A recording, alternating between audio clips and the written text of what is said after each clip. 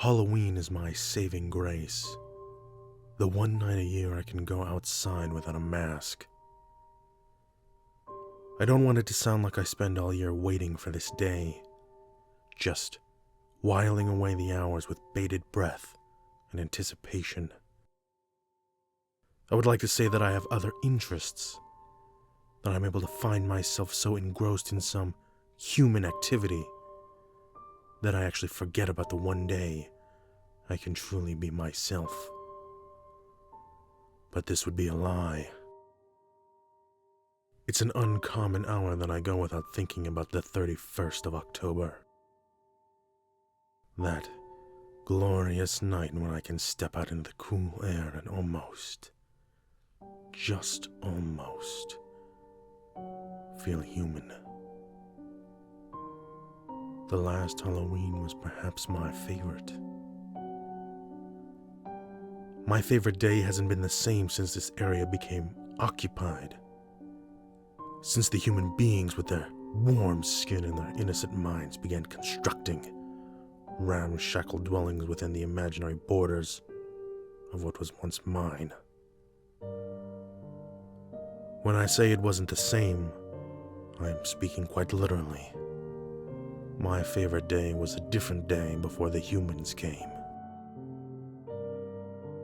Back then, what I referred to as simply my day took place once every year on what the humans know as October 23rd. A day of great power, when the walls between the physical and the supernatural grow thin and malleable. Evil was released into the world on the 23rd of October. Although such designations as months were many centuries from their creation, an insane, power-hungry beast managed to doom her entire species on that day. On October 23rd, many hundreds of years ago. I often wonder what the world might have been like if she hadn't committed the ultimate mistake. It's irrelevant, I always end up telling myself, because I wouldn't exist. Unlike the naive human beings who roam the streets in their speeding cars and make screaming love to one another in their shoddy homes, I have been blessed with a natural intuition allowing me to always understand how far in time we've drifted since our last cycle began. It is this sense that allows me to know the current year is 6020. In human years, I believe that would be 2016. Anno Domini are the words they use. Words from an ancient language. Ancient by their standards. But I digress. It was the Halloween of 6019, or 2015, that was my favorite. My day has always been the 23rd of October.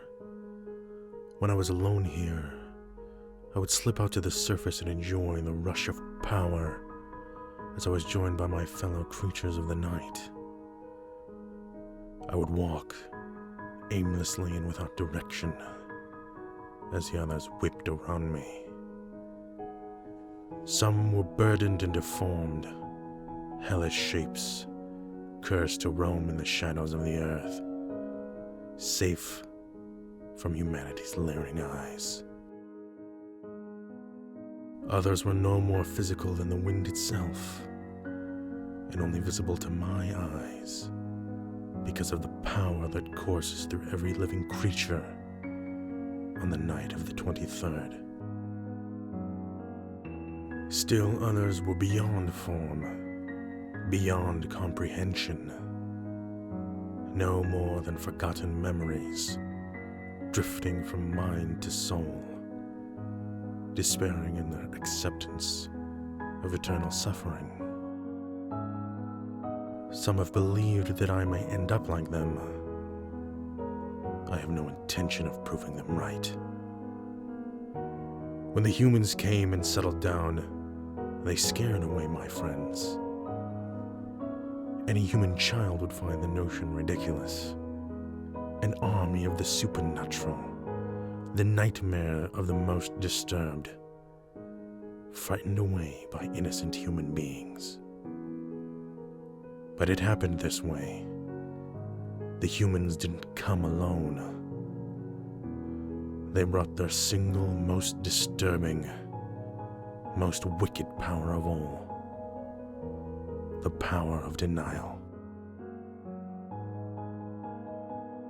Human children spend their time wondering what it would be like to share the powers of their fellow creatures. Wings like a bird, perhaps, or the sharp teeth of a dog. They don't understand that they already possess the most powerful gift of all. Through their human denial, they are able to stare us directly in the eyes and inform us that we don't exist. My friends were terrified of the human's gift. They believed that we, as agents of the supernatural, would not be allowed to exist on this mortal plane without the consent of the human beings.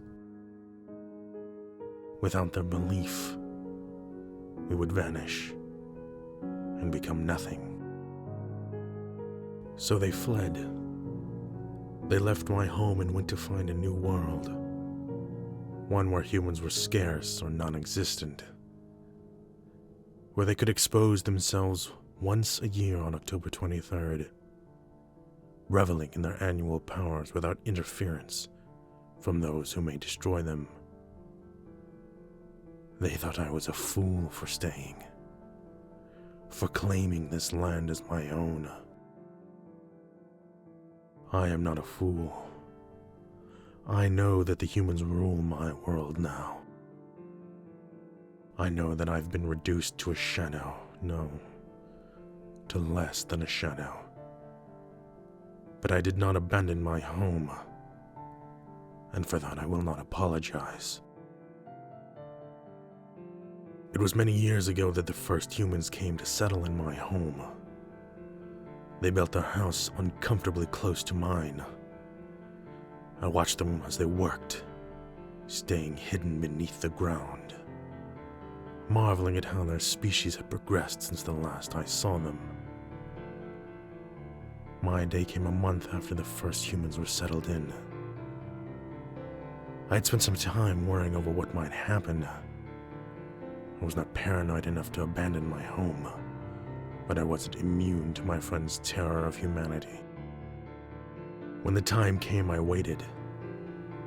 I watched the human dwelling until all the windows were dark. And when they were, I waited longer still. Finally, I left my home and began walking.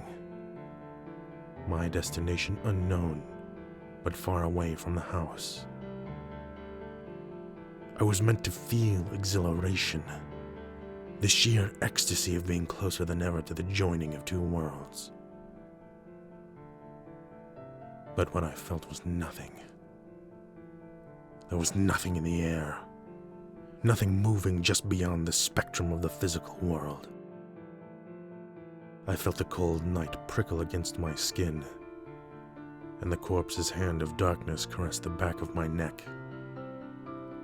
There was no one riding through the air to greet me, no one crawling up from beneath the ground to wish me a happy my day. I returned to my home that night, disheartened and full of regret. My day was over, and I had failed to squeeze any semblance of pleasure from its dark hours. I felt as though I had failed, as if something I had done prevented me from enjoying this once glorious day. And perhaps I had made a mistake. Perhaps I should have followed my friends away from this now tainted land to an untouched world where humans were nothing but a harmless legend, with nothing but regret and disappointment inside me. I slept. I was awoken by a sound I knew, but was not used to hearing. children's laughter. 8 days had come and gone as I slept. I had vaguely wondered on the possibility of sleeping through the entire year, giving myself a chance of reveling my day as quickly as possible. But this idea was thwarted by the children who played above my home. I watched them, careful to remain invisible to their innocent eyes. What I saw confused me. There were 2 children, one male and one female. I had seen them before, of course. They lived in the human house, with the 2 adults I presumed to be their parents. The girl and the boy had played outside before, often very close to my home, but never had I seen them dressed in such an eccentric way. The little girl wore a dress of all black, with sleeves that hung down past her small hands. A black hat rested on her head, its brim round and its top pointed like the beak of a crane. For the boy, it was a fancy suit of shining black material, complete with a red waistcoat and a flowing cape. I recognized his attire as similar to that of humans I had known many centuries earlier, but why he would be reliving the wardrobe of his dead ancestors was beyond my grasp.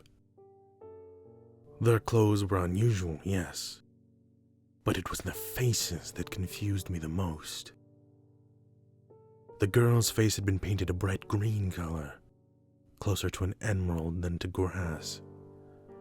Dark lines had been added, making her smooth face appear wrinkled and far older than it was. The boy's face had been painted white, with 2 lines of red running down his chin. When he opened his mouth to laugh, I saw the 2 of his teeth seemed to have grown larger and more pointed. I watched them for many minutes as they played in my grass. Their behavior was odd, unlike that of any humans I had known before. Unlike themselves, in fact. At one moment, the boy appeared to bite into the girl's neck. Rather than scream, she let out a giggle and ran away. When the shadows grew long, the children were called inside. Still confused, I tried to watch through their lit-up windows, hoping for some semblance of an explanation. But it wasn't to come.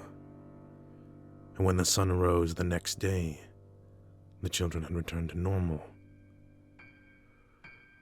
I continued to watch the human family over the next year, and was alarmed when I saw more houses being constructed.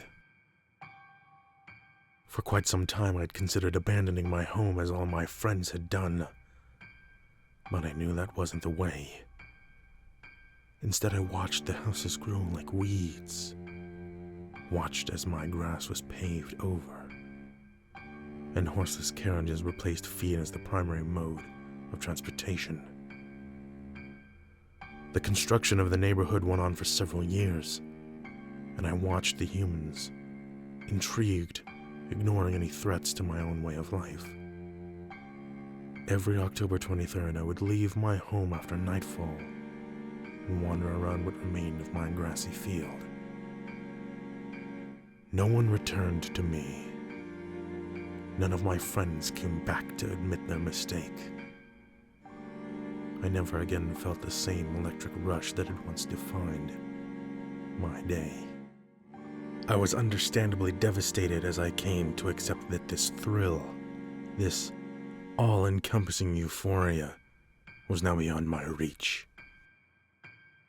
And yet, as the years passed, I found myself with new interest, watching the humans, overhearing their conversations, following their advancement as my once grassy home became a neighborhood.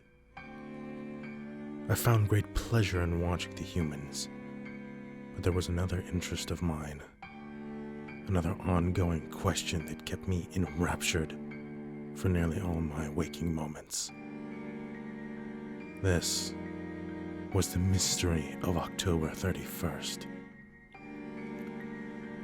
Somewhere in my life before this home, I learned that humans celebrated the 23rd of October, just as we did.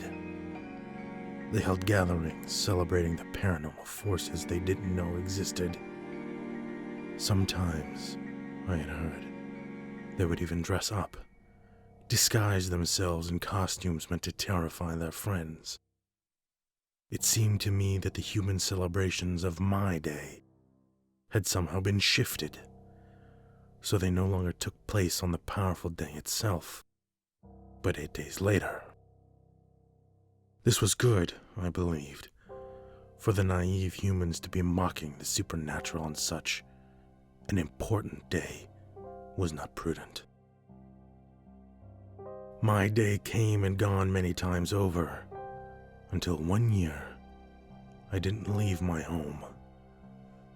I was so intent on watching the humans from within my home that I actually failed to remember the significance of that day.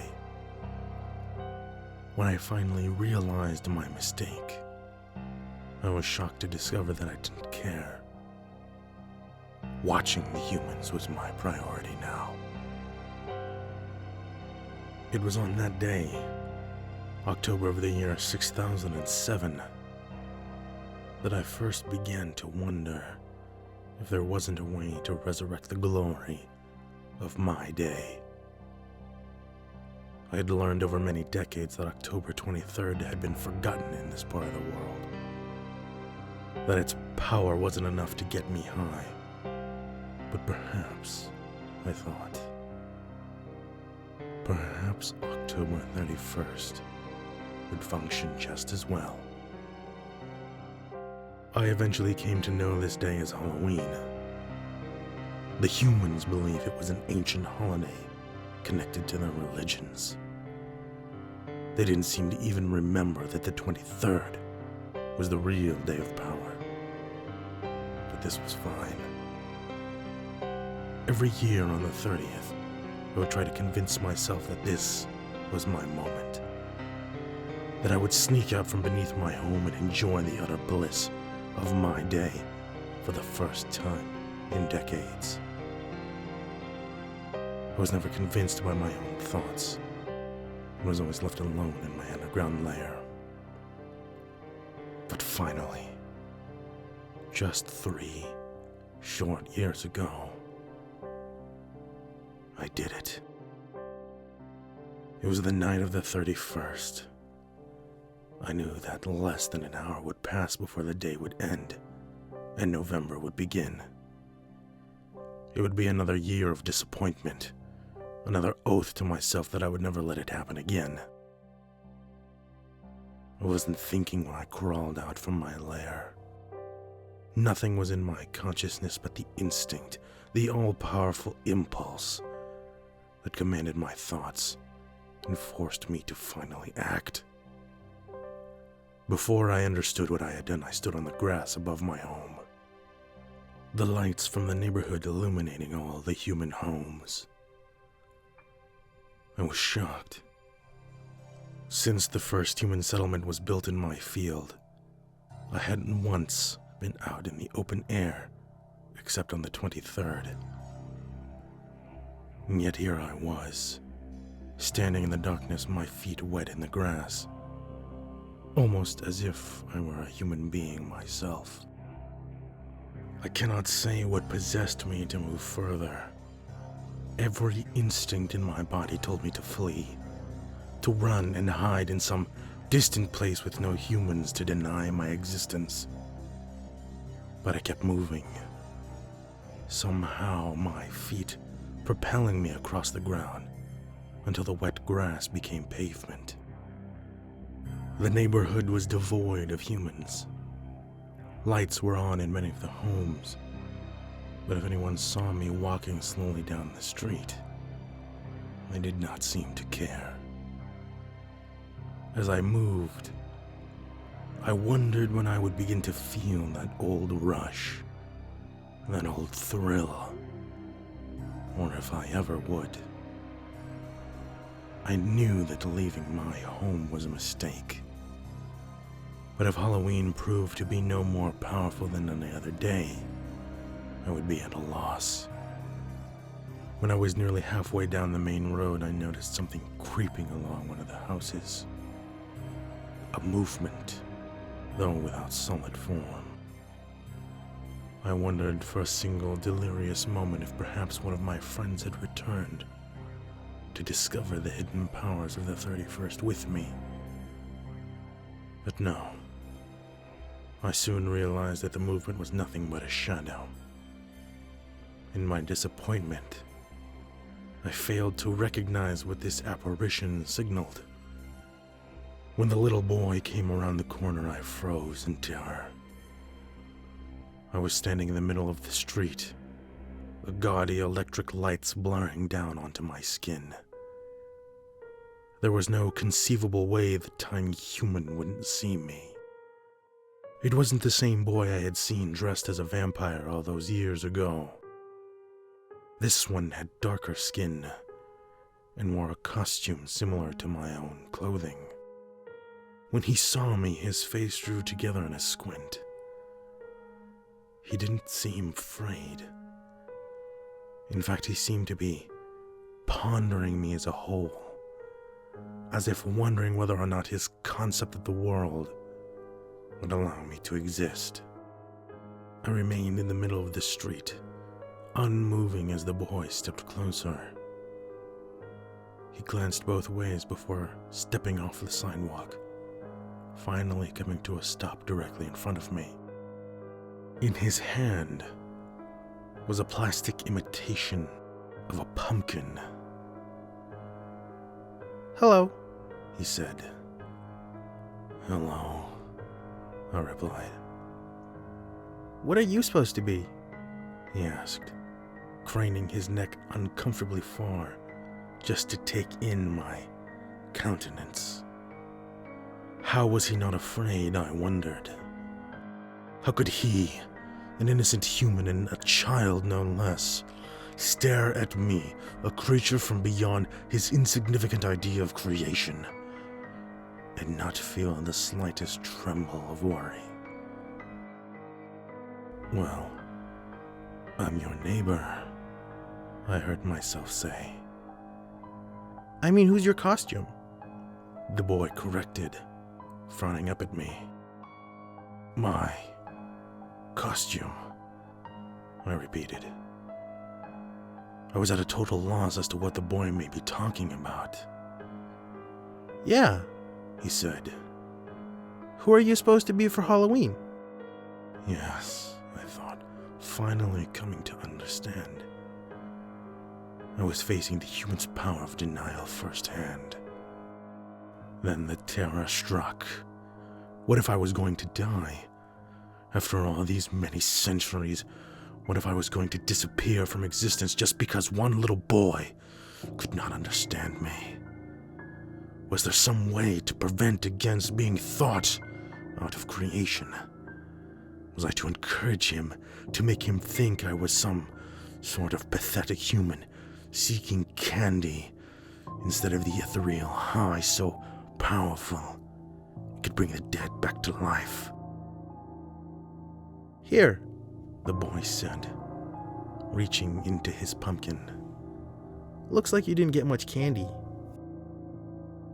I took the morsel in my hand, staring down at the plastic label. Snickers, it said.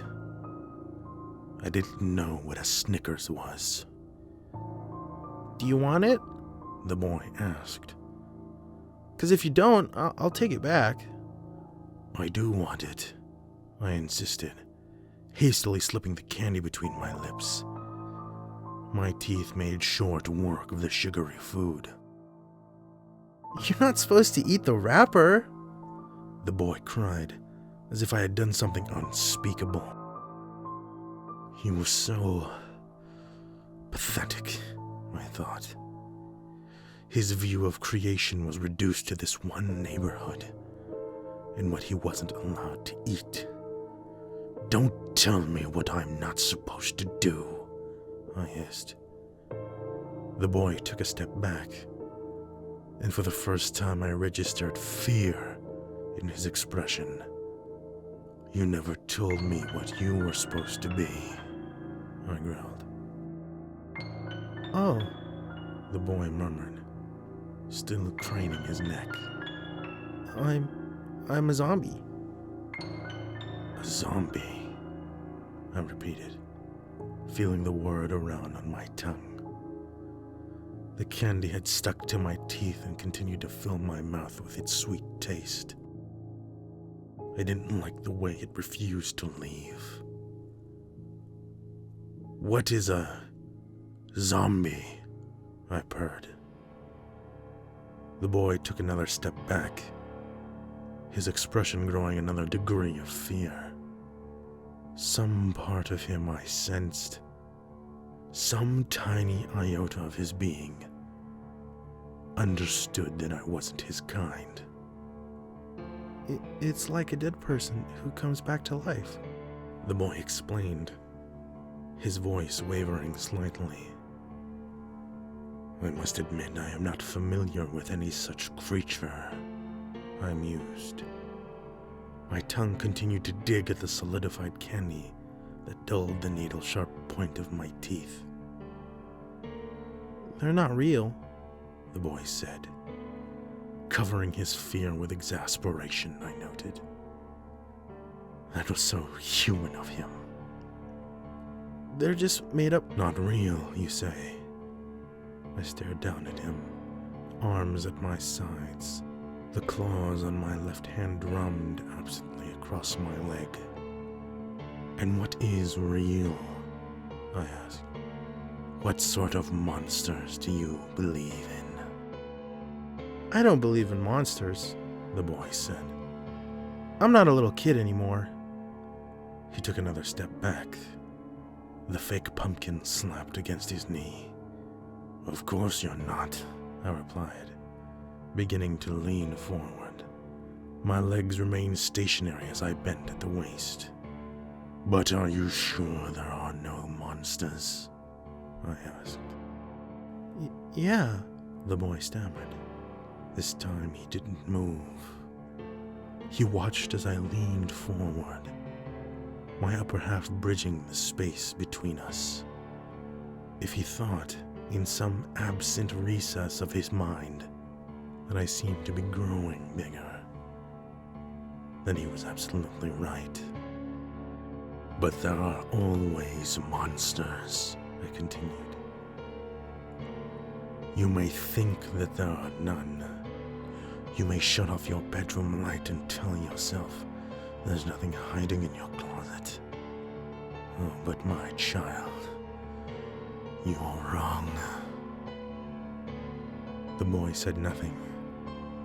He stared at me, fear and defiance on his young face.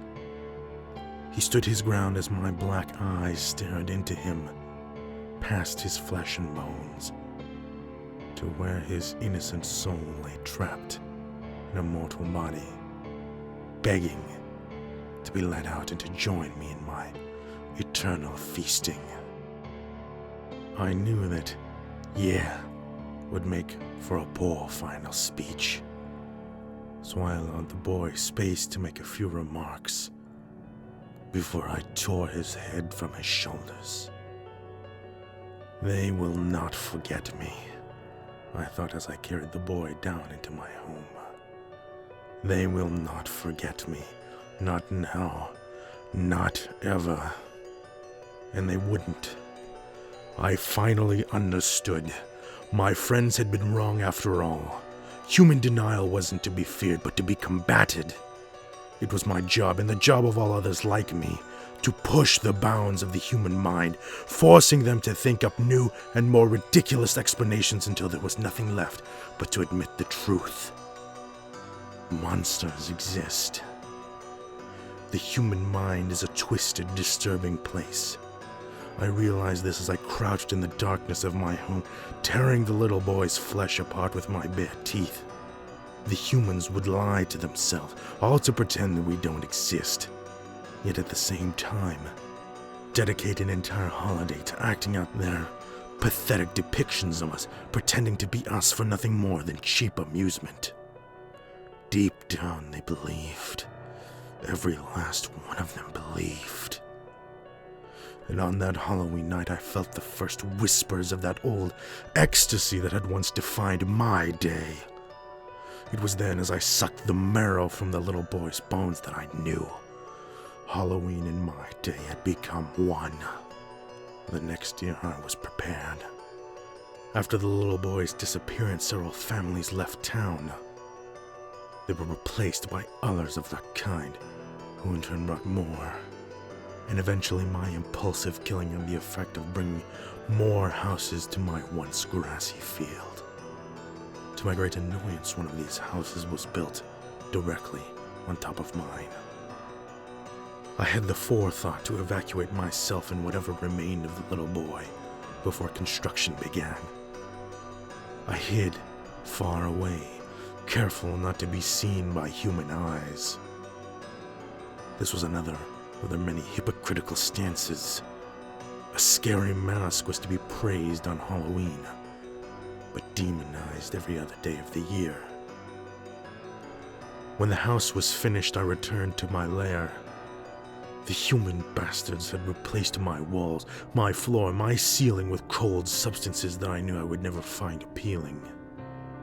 My home had been ruined, but I considered building myself a new one in the earth farther away from town. I have stayed in the basement ever since. The humans who live in my house never come down the shoddy wooden stairs, except occasionally to check the furnace on the rare day that one of them makes an appearance. I keep myself well hidden in the shadows. It was only on the last Halloween, a year since my impromptu feast, that I was seen by any number of humans. Yes, I had known some in my life before this home, but ever since coming to my once grassy field, I had been seen by no human eyes, bearing those of the little boy. When the sun went down on the night of the 31st, the children left their homes to wander the streets. Some of them were dressed in brightly colored uniforms of popular culture heroes. Others had retained the traditions, dressing as monsters of folklore that would bring fear to their impressionable younger siblings. Before making my move, I spent time watching the children through my basement window. They all seemed so happy, I thought. So ready to deny the existence of my people, and yet so quick to wear our faces. It was a two-edged sword, I realized only in that moment. Human denial prevents us from being what we once were. Yet it is their fascination with the supernatural, their obsession with a world that they don't believe exists, that allows us to remain as we are. Denial is our enemy. Fear is our ally.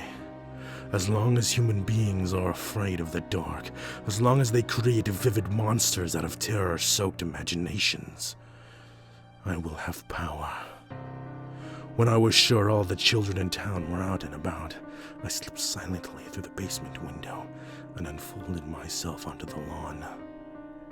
As I made my way out into the street, children turned to stare. Some cried out in surprise, some cowered in fear. But every pair of youthful eyes was trained on the tall, thin stranger in the mist.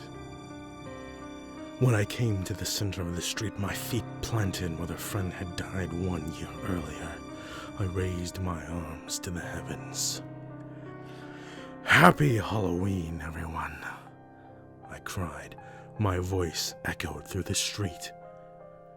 The children all seemed relieved, and they resumed their normal conversations. A pair of Satans ran by me, clutching their pumpkins. A werewolf scooted to the other side of the street, passing by with both eyes fixed warily on my form. I wanted it. I wanted Halloween. This, not October 23rd, was the true day of power, not some foolish anniversary of evil long past, but a holiday based entirely on fear, celebrated across the globe. For the first time in many, many years, I felt the thrill building in my soul. I felt that high, that euphoria that had once been accompanied by ghostly figures riding through the night. I stared at the scene before me, all around me, and I knew that Halloween was my day now. Slowly I stepped forward. A crowd of children surrounded me, all babbling and laughing in excitement. I paid no attention to their words. Instead, I spread out my arms, allowing the tips of my fingers to brush against every child I passed. I could feel them, beyond a physical touch.